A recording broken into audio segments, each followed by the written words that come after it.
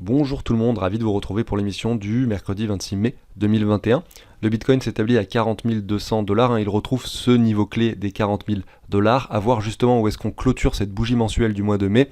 D'ici 5 jours, on a un Ether qui lui s'établit à 2800 $, donc 16% en une journée. On a, vous voyez ici, des crypto-monnaies qui prennent plus de valeur que le Bitcoin. Cette dernière journée, on le voit, le Bitcoin lui établit 8% avec finalement des altcoins qui reprennent de la valeur.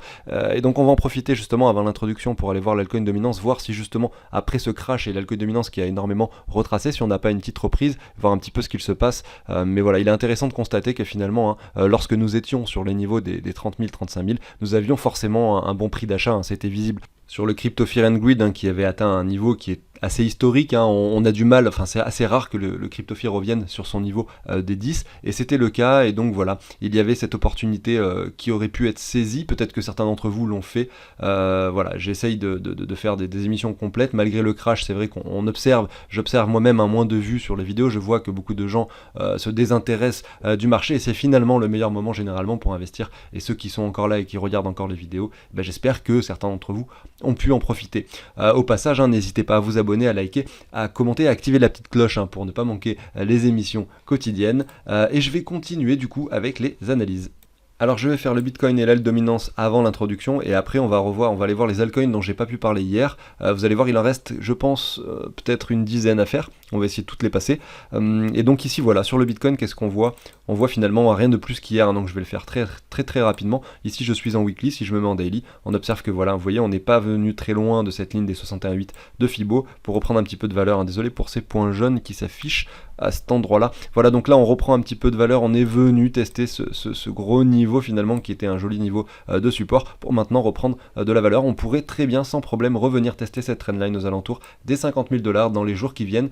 Sur le Bitcoin, je ne serais pas étonné. À savoir que malgré tout, il faut rester prudent. Si on va sur des échelles de temps plus courts, on voit que là, on a quand même un V-bottom, on n'a pas encore de joli W qui s'est dessiné. Il faut s'attendre peut-être à ce que le marché ralentisse encore quelques temps avant de venir toucher peut-être cette trendline par la suite. Et justement, à l'approche de ce niveau-ci, il va falloir être très attentif, à savoir si le Bitcoin sera prêt potentiellement à réintégrer ce canal que vous voyez dessiné ici, ou si justement on peut s'en servir comme résistance pour à nouveau retracer. Et après, deux possibilités.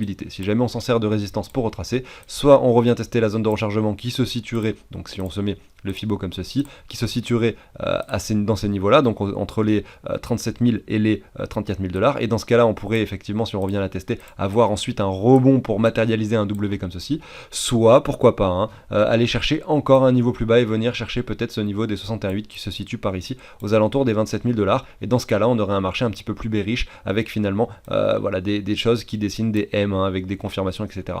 Scénario que je n'envisage pas après un Crypto Fear aussi bas et une purge aussi importante. Si on est encore en phase de bull run, je ne pense pas que ce scénario se produise, et pourquoi pas avoir un marché qui retourne aux 50 000 pour ensuite revenir entre 37 et 34 000, et ensuite pourquoi pas aller faire de nouveaux sommets sur le Bitcoin en réintégrant dans un premier temps ce canal pour pourquoi pas aller chercher le haut de ce canal par la suite, qu'on pourra toujours se matérialiser de cette façon, et le haut de ce canal sera représenté comme ceci, et pourquoi pas, vous voyez ici, aux alentours des 75, et si ça dure un peu plus, pourquoi pas justement cette target des 86 plus tard, donc là je suis déjà en août 2021, donc regardez, si on continue la traîne, et je dis pas que ça va se passer comme ça, je spécule, et là on a une date qui n'est pas affichée, mais si on se met du coup en daily, on aura probablement la date, voilà, donc c'est aux alentours du mois de début septembre 2021. Alors je dis pas que ça va se passer comme ça, attention, c'est vraiment moi qui fais un petit travail comme ça, rapide, et essayer de voir un petit peu, donc cette target dont on parle sur la chaîne depuis déjà bien longtemps, des 86 000, voilà, ça nous donne une idée du timing, mais effectivement on n'est jamais sûr de rien, on pourrait très bien casser cette ligne par le haut pour aller la chercher beaucoup plus vite, et pourquoi pas la retaper par la suite en tant que support. Vous voyez, il y a plein de possibilités, bien sûr il y a plein de possibilités. Voilà pour le Bitcoin, on va aller voir maintenant l'altcoin dominance. Et on se met ici en weekly, et on voit, regardez d'ailleurs, je le constate ici, le RSI, on a fait un nouveau sommet, lors de ce sommet sur l'altcoin dominance ici qui a été atteint, donc il y a peu de temps avant ce petit crash. Finalement, le crash du Bitcoin qui est redevenu très volatile a entraîné donc dans son sillage l'ensemble des altcoins qui ont eu des performances encore plus négatives que ce dernier. Et regardez, nous avons retracé jusqu'au 38, nous l'avons touché de façon assez précise sur l'altcoin dominance pour avoir enfin une bougie verte de reprise. Et on va zoomer un petit peu, mais on voit que ce canal semble d'être une histoire passée désormais. Je pense que si jamais on devait venir retester cette trendline, ce sera pour rebondir dessus. Est-ce qu'on va aller jusqu'ici? Je n'en ai aucune idée. Ceci dit, comme je le disais juste avant, on observe cette donc il n'y a pas de divergence, excusez-moi, c'est ce que je voulais dire. Il n'y a donc pas de divergence, on a donc un marché haussier avec un RSI haussier, donc rien n'indique déjà, dans un premier temps en weekly, que le marché est prêt à ralentir. Il faudrait potentiellement avoir un marché qui fait ça, qui monte, qui fait un nouveau sommet comme ceci, avec un RSI ici qui ne fait pas de nouveau plus haut. Et là, on commencerait à avoir une divergence et un marché où on pourrait se dire potentiellement un retracement qui pourrait donc intervenir. Là, il n'y a rien qui nous dit ça. Et c'est vrai qu'en weekly, je pense que les altcoins ont de beaux jours devant eux. Et c'est ce qu'on peut constater directement sur ce graphique. Et je serais vraiment pas étonné qu'on vienne casser ce niveau pour ensuite faire un nouvel ATH dans les semaines, mois qui viennent. Voilà. Et on suivra ça attentivement sur la chaîne, bien entendu. Et je le répète, ce graphique représente finalement la puissance des altcoins par rapport au Bitcoin. On voit que depuis 3 jours, on a des altcoins qui sont haussiers par rapport au Bitcoin, et ça se traduit ici sur la map, vous le voyez, on a un Bitcoin à 9%, avec des altcoins qui surperforment, vous voyez des 20%, des 30%, des 40% même, des 50% ici sur Polygon qui retrouve son niveau des 2,39$. Donc pour les personnes qui auraient pu saisir finalement des opportunités de crash avec des 61,8, des retours dans des zones intéressantes, des confirmations de neckline et tout ça, je pense qu'il y avait des choses très intéressantes à constater sur beaucoup de cryptos, et on a commencé à les analyser hier par rapport au Bitcoin. On va finir le travail aujourd'hui et on va voir s'il y a justement encore des opportunités à saisir sur certaines d'entre elles, et on va voir ça juste après l'introduction.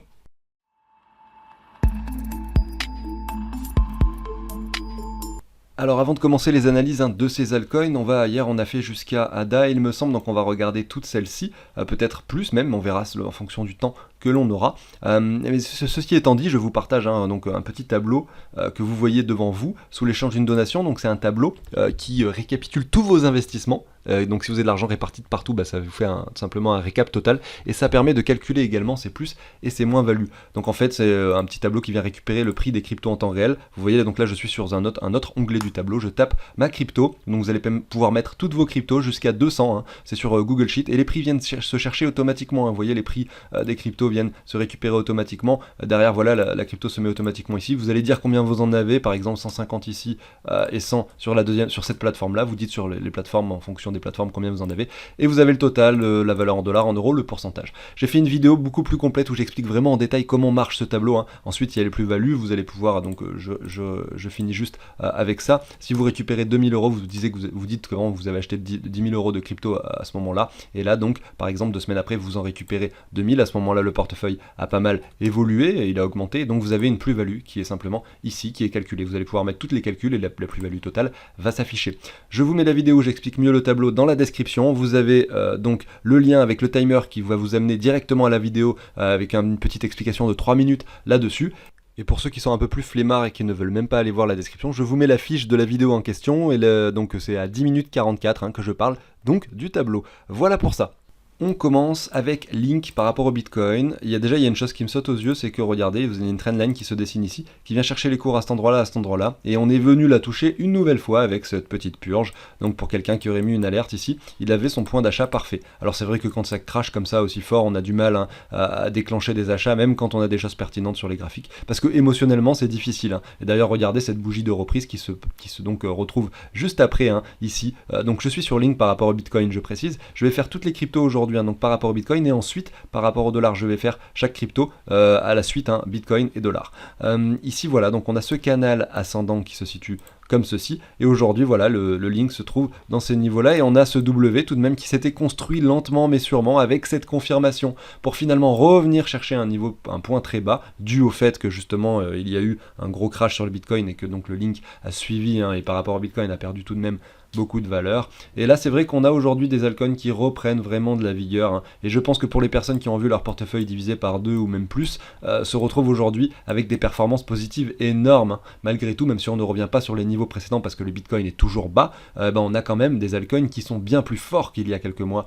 Et on le constate avec ces bougies de reprise qui se trouvent juste après les crashs. Si on se met un Fibo ici, donc je reste sur du weekly, on va regarder de mèche à mèche, nous sommes revenus tester pile poil les 78,6, donc cette zone de rechargement, les zones de rechargement qui sont classiques, notamment après des W confirmés, un retour en zone de rechargement pour une continuation haussière, c'est vraiment pertinent. Donc selon moi, on a toujours une configuration intéressante. Si jamais vous êtes investisseur et que vous n'avez pas pu saisir par exemple ce niveau-là, pourquoi pas essayer d'acheter sur une confirmation désormais de W. Là on a un W qui s'est dessiné, pourquoi pas en avoir un deuxième avec une confirmation plus tard qui se situerait par ici. On va aller voir son graphique tout de même par rapport au dollar, voir ce qu'il se passe sur le link. Alors c'est parti, on va faire ça par rapport donc à Binance. Ici voilà, donc on a cette purge également qui est bien représentée. Et on a beau avoir des crashs express comme ceci, on voit à chaque fois, regardez cette trendline également qui fait foi et qui fait qui joue son rôle, et qui donc on a un joli support à cet endroit-là. Et quand on reprend toute la hausse, voilà, pareil, on est dans la zone de rechargement. On a un actif qui a été assez haussier par rapport au Bitcoin, c'est la raison pour laquelle on a un graphique similaire, que ce soit par rapport à l'un ou à l'autre. On a touché les 54 $ ici pour revenir tester le niveau des 15 $. Donc certes, ça paraît énorme par rapport à des gens qui ont l'habitude de trader sur la bourse traditionnelle. C'est juste insensé d'avoir des performances et donc négatives et positives comme celle-ci. Et voilà, c'est la vie de tous les jours sur les cryptos. Et c'est pas parce qu'un actif perd 60, 70 ou 80% que cet actif est mort. Il peut reprendre 40 ou 50 ou même 100% le lendemain. Donc voilà, il faut en être conscient. Et donc regardez, ici, on a un actif qui a donc perdu 70% en très très peu de temps, je ne sais pas exactement combien de temps, parce que là on est sur des bougies hebdomadaires, et la reprise, regardez, en même pas une semaine, on a 129%. Donc vous voyez, c'est ce que je vous disais, on peut perdre énormément et reprendre aussitôt. Donc c'est vrai que c'est assez intéressant de regarder les graphiques et de rester cohérent par rapport à ce que l'on voit. Et ici voilà, on a cette cohérence avec la zone de rechargement, le point de confluence avec cette trendline. Pour quelqu'un qui souhaitait investir, peut-être qu'il aurait pu mettre des paliers sur chacun des niveaux, en lissant son point d'achat, donc il aurait eu un point d'achat situé par ici par exemple, et serait un petit peu en positif sur les niveaux actuels, par exemple un lissage de cette crypto-monnaie sur un prix de 30 $, et selon moi intéressant. On va enchaîner du coup avec la crypto-monnaie suivante, on va aller voir Neo par rapport au Bitcoin dans un premier temps. Alors ici en weekly, sur du très long terme, on voit que le Neo à chaque fois fait des plus bas, on n'a encore rien qui nous dit que le marché est prêt à reprendre de la valeur. Si on prend une trendline comme ceci, vous le voyez, il faudrait venir s'en affranchir par le haut pour avoir un signal un petit peu haussier. Ce qui est bien avec ce crash qu'on vient de vivre, c'est que potentiellement là, on aurait quelque chose qui pourrait nous dessiner, voilà, avec ce petit retour et cette mèche dans la zone de rechargement, les corps de chandelle sur les 61,8, pourquoi pas avoir enfin quelque chose qui peut-être nous dessinera, si on vient casser cette ligne par le haut, quelque chose d'haussier par rapport au Bitcoin. Donc pour quelqu'un qui croit en ce projet et qui souhaiterait en avoir pour diversifier son portefeuille, les niveaux actuels sont intéressants, alors ça l'était encore plus il y a quelques jours puisque nous étions dans cette zone de rechargement, et par la suite, si on vient confirmer ce W, là peut-être qu'il y aurait un signal d'achat intéressant également pour peut-être un second palier, à vous de voir comment vous voulez faire les choses, si jamais ça vous intéresse, à savoir que là voilà, si on reste logique, on est toujours dans une trend baissière, et tant qu'on ne casse pas cette ligne donc par le haut, on a toujours quelque chose avec une trend baissière. On pourrait venir s'appuyer ici, si jamais derrière on refait un nouveau plus bas, et bien forcément on aura toujours cette tendance baissière. Il faut vraiment s'en affranchir, il faut vraiment aller percer ceci par le haut pour avoir quelque chose d'un peu plus positif sur le Neo. On va aller voir tout de même son cours par rapport au dollar et voir s'il y a des choses intéressantes à constater. Donc effectivement, voilà, Neo, lui, contrairement à son graphique par rapport au Bitcoin, qui est assez moche, puisque en fait, il était plus intéressant d'avoir du Bitcoin ces derniers mois plutôt que du Neo. Il a beau avoir performé par rapport au dollar, finalement, c'était pas si incroyable. Et ici, voilà, on a cette petite purge. Qu'est-ce qu'elle a donné, cette purge? Regardez, si on prend le crash Covid qui se situe par ici, et le sommet à cet endroit-là, nous sommes revenus encore, et encore une fois, dans la zone de rechargement. Je pense que ça va être la même chose pour la quasi-totalité des crypto-monnaies.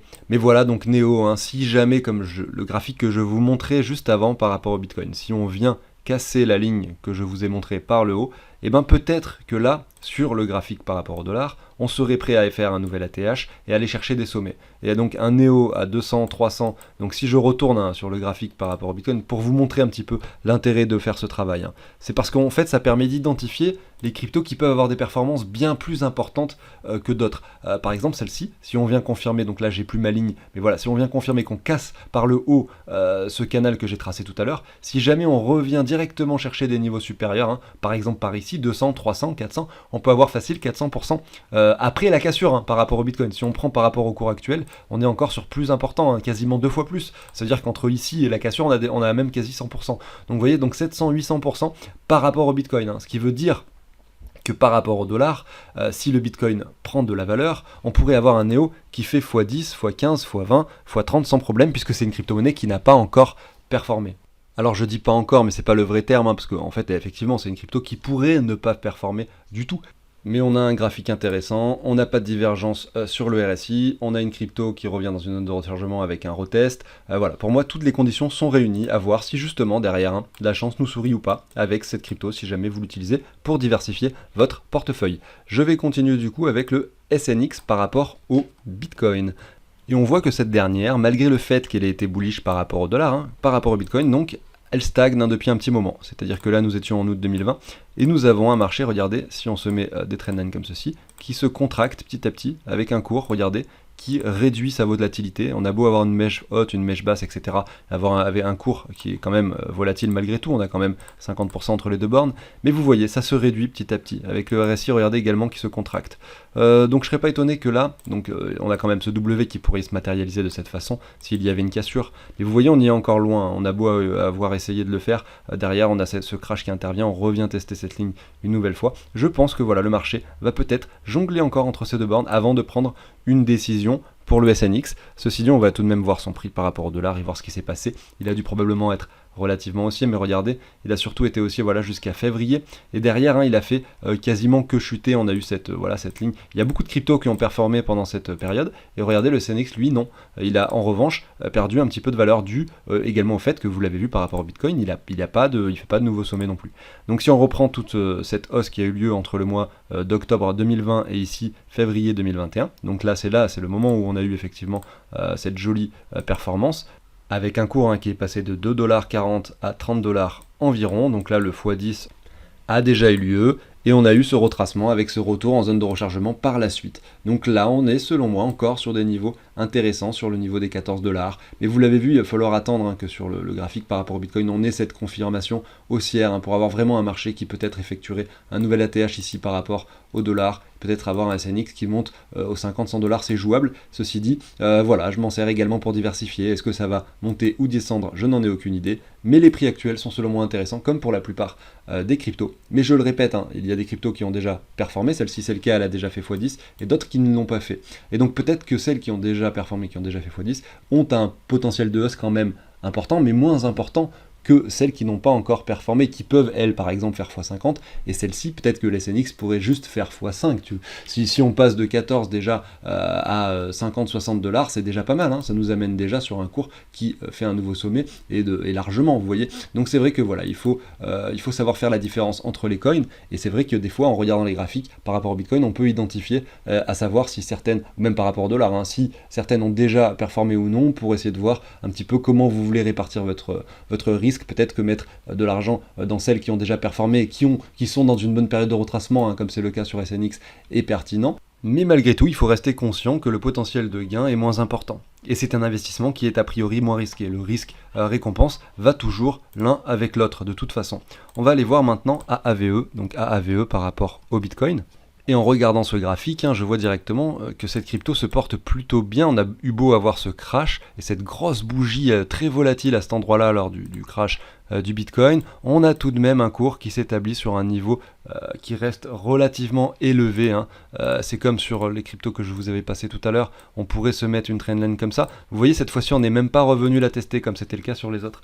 Donc, on a une crypto qui reste très forte. Ici, le AAVE reste très fort. On est simplement revenu tester finalement cet ancien sommet qui se trouve ici du mois d'août 2020. Donc voilà, pour quelqu'un qui souhaiterait investir.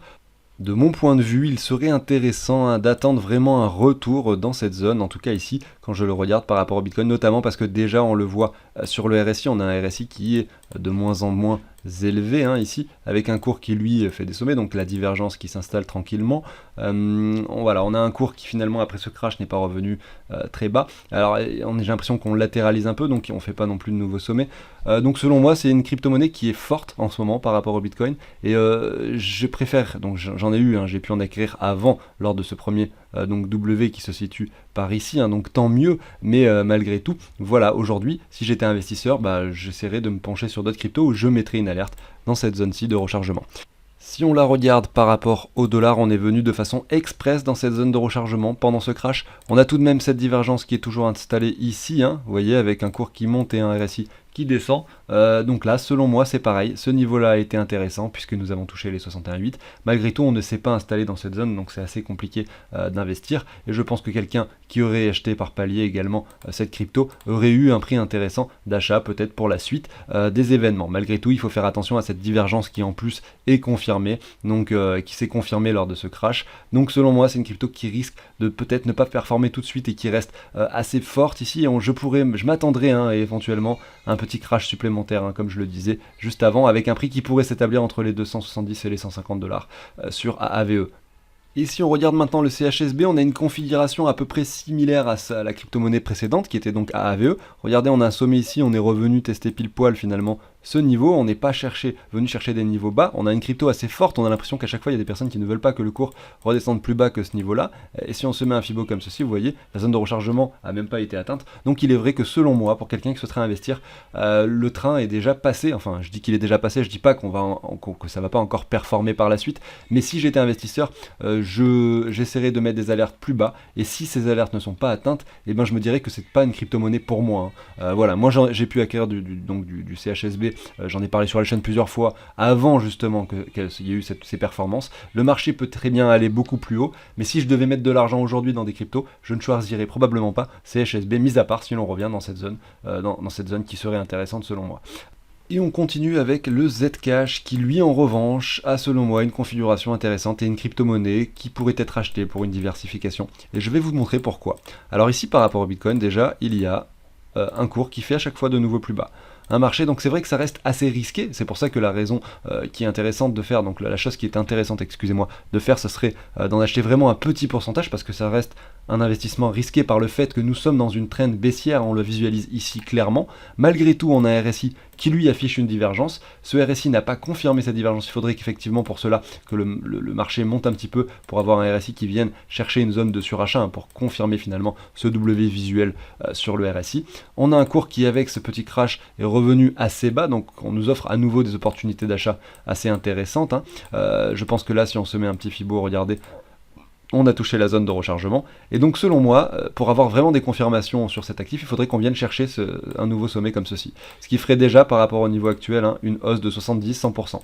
Donc effectivement, peut-être qu'un petit pourcentage de son portefeuille sur le niveau actuel serait pertinent, puisque ça ferait 100% de plus, donc 2 fois plus d'argent gagné, si jamais finalement cette confirmation vient à être effectuée pour une configuration haussière pour le ZEC. Regardez ensuite le graphique, on a tout de même un potentiel de hausse qui est très très important. Regardez, 1000% par rapport au Bitcoin, donc vous pouvez imaginer un petit peu ce que ça pourrait donner sur cet actif par rapport au dollar. D'autant plus que c'est un projet en lequel je crois beaucoup. Regardez ici par rapport au dollar, on est encore très loin de l'ancienne ATH, c'est vraiment une crypto qui n'a pas performé par rapport à d'autres. Et malgré tout, on voit un RSI qui est quand même assez bullish, on voit un petit retour ici de neckline sur ce W que l'on visualise, on voit un marché, si on se met un Fibo comme ceci, qui est revenu dans sa zone de rechargement. Donc voilà, toutes les conditions sont réunies selon moi pour avoir quelque chose d'intéressant par la suite. On suivra ça au quotidien les mardis sur la chaîne. Je continue avec IOTA qui lui, et comme Zcash, est assez bas par rapport au Bitcoin. On avait cette petite ligne donc, que je vous dessinais ici horizontalement, qui avait été cassée par le haut. On était venu même la retester pour à chaque fois refaire un nouveau sommet à cet endroit-là. Et finalement, avec ce crash, et forcément, avec un Bitcoin qui redescend aussi fort, on réintègre les niveaux inférieurs, on vient toucher pile poil les 61,8 qui finalement pourraient être représentés ici par cette grosse ligne de support qui est venue chercher les cours de nombreuses fois, vous le voyez, je vous la supprimer désormais. Mais voilà, selon ce à quoi on pourrait s'attendre, c'est effectivement que là, voilà, regardez, on avait fait un plus bas, là on avait un joli V-bottom finalement, on revient tester des niveaux intéressants, pourquoi pas avoir une confirmation avec un W derrière. Donc c'est pareil. Ici, ce niveau-là est intéressant pour acquérir du IOTA selon moi. On va aller voir son cours par rapport au dollar désormais. Donc c'est parti, je vais voir sur la plateforme Binance. Donc c'est la même chose, un cours, un IOTA donc, qui n'a pas fait de nouvelle ATH, donc son sommet en 2018 était à 6,60$. On a toujours une latence sur cet actif, ici avec un retracement que l'on visualise à cet endroit-là, qui revient également dans cette zone de rechargement. Vous l'avez vu sur le Bitcoin, on n'est même pas revenu au 61,8$. On a la plupart des actifs finalement qui retrouvent leur zone de rechargement. Donc c'est assez pertinent pour la plupart par rapport au dollar d'avoir des paliers d'achat intéressants pour les actifs qui vous vous intéressez et que vous n'avez pas pu acquérir avant à cause de toutes ces bougies vertes et de ce FOMO, effectivement, c'est toujours bien d'attendre un peu de rouge, et aujourd'hui c'est le cas. Donc s'il y a bien un moment pour recharger, et que vous pensez en l'avenir de ce bull run qui n'est probablement, et que selon vous il n'est pas terminé, eh bien clairement il faut saisir ces opportunités. Si jamais vous pensez que c'est la fin, etc., et que les cryptos sont morts, et que dès que vous voyez un moins 50% dans votre tête, il y a tout qui se chamboule, et vous vous dites ça y est, c'est la fin du monde, dans ce cas-là, ne faites rien, revendez les cryptos, et puis prenez peut-être les peu de profits que vous avez déjà, ou les pertes que vous avez, et puis allez changer de marché ou de perspective, et peut-être que vous allez avoir raison, hein, parce que je ne dis pas que ces personnes-là ont tort, bien sûr. Voilà. Je continue avec EWT par rapport au Bitcoin. On a un marché qui est complètement latéral ici, malgré ce petit crash. Regardez, on a toujours quelque chose de vraiment joliment et proprement latéral.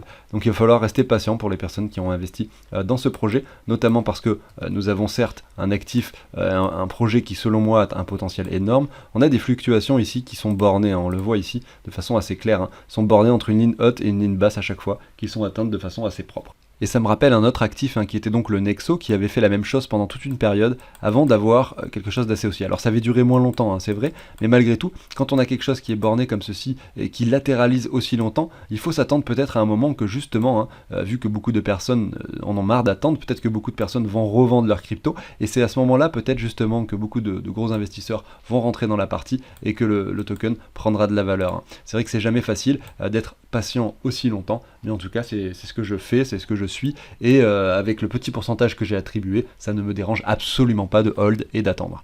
Voilà pour ça, donc j'en ai fini avec EWT. Et je continue avec le Filecoin, qui lui, hein, regardez ici, je suis en daily, donc nous étions ici en mars 2020. On a un graphique qui est assez bearish depuis le mois de mars 2020, parce qu'il a été très haussier au préalable, et donc là, on a eu ce crash qui a finalement pu faire ramener le cours du Filecoin pile poil, hein, avec ses clôtures sur le niveau des 61,8, et donc là, selon moi, on a enfin quelque chose qui pourra peut-être repartir dans de bonnes conditions. Pour la simple et bonne raison que là, nous avions un joli V-bottom qui est amené à être retesté. Voilà, donc il est retesté par le bas, dans cette zone de rechargement, pour ensuite, pourquoi pas, venir chercher de nouveaux sommets. Donc voilà, pour moi, selon moi, sur cet actif, on a un niveau intéressant d'achat entre les 18 200 Satoshi et les 12 000 Satoshi. Si on regarde un petit peu ce que ça veut dire par rapport au dollar, je pense qu'il a été tellement bullish par rapport au Bitcoin que le graphique est à peu près similaire. Vous voyez, c'est un petit peu le cas, hein, on a quand même ce V-bottom qui est dessiné, on a ce retour de rechargement, on a même ce petit retour un petit peu plus profond ici par rapport au dollar, et les 78,6 en revanche ici qui sont maintenus. Donc voilà, si sur des time frames un peu plus courts, vous commencez à avoir des W qui se définissent avec des confirmations, selon moi, il va falloir peut-être entrer dans cet actif si c'est quelque chose qui vous intéresse, parce que les performances par la suite pourraient être intéressantes. Voilà, donc j'en ai fini pour l'émission du jour. J'ai quasiment passé toutes les cryptos que je voulais. Et écoutez, on se retrouve de toute façon dès demain pour une nouvelle émission concernant le portefeuille fictif. Et je vous souhaite à tous une agréable journée. Salut tout le monde!